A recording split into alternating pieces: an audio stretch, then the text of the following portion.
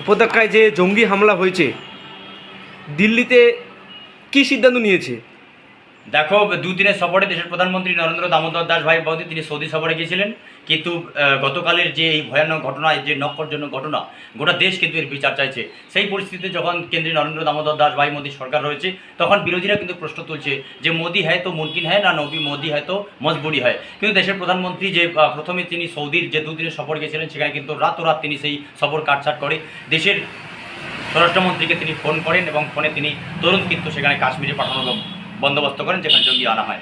পরবর্তীতে একটা বিষয় মাথায় রাখতে হবে, দেশের বিরোধী দলনেতা মিস্টার রাহুল গান্ধী কিন্তু আমেরিকা থেকে সরাসরি তিনি 5 দিনের সফরে আমেরিকা গেছেন। সরাসরি দেশের প্রধানমন্ত্রী নরেন্দ্র মোদীকে ফোন করে বলেছে যে এই মুহূর্তে দেশ এবং দেশের রাজনীতি ভুলে গিয়ে আমরা সবাই একই সাথে আছি, কেন্দ্রীয় সরকারের সাথে আছি। সবাই মিলে কিন্তু দেশের প্রধানমন্ত্রী সৌদি থেকে ফেরার সঙ্গে সঙ্গে এয়ারপোর্টে একটি আপৎকালীন একটি বৈঠক করেন। পরবর্তীতে সিডিএস স্তরে বৈঠক হয়, 3 সেনাপ্রধানের সঙ্গে অলরেডি বৈঠক হয়ে গেছে।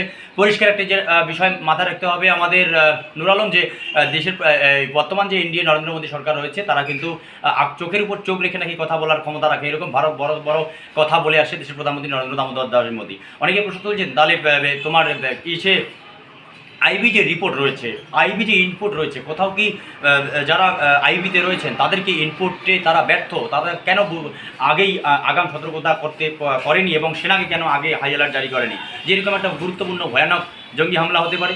এই পরিস্থিতিতে গোটা দেশ কিন্তু বিচার চাইছে। সেই পরিস্থিতিতে আশা করছি আজকে সন্ধ্যা 6টায় কিন্তু হাই লেভেল মিটিং রয়েছে, সেখানে অল পলিটিক্যাল পার্টি মিটিং। তারপরে হচ্ছে আর দেশের অর্থমন্ত্রী, অর্থ সচিব এবং অজিত দোভাল উপস্থিত থাকবেন। রাজনাথ সিং থেকে শুরু করে দেশের তোমার কিচেন ক্যাবিনেট, অর্থাৎ দেশের প্রধানমন্ত্রী পছন্দনীয় 2-4 জন কেন্দ্রীয় মন্ত্রীকে নিয়ে কিন্তু বৈঠক করবেন এবং আগামীতে এটা নিশ্চিত যে সন্ধ্যা 7টার মধ্যে কিন্তু পাকিস্তানের বিরুদ্ধে গুরুত্বপূর্ণ সিদ্ধান্ত নিতে পারে নরেন্দ্র মোদী সরকার। রেডিও জার্নালিস্ট শাহ মাহমুদ কুরেশির সঙ্গে আমি মোহাম্মদ রুবেল, হলদিবাড়ি। ধন্যবাদ।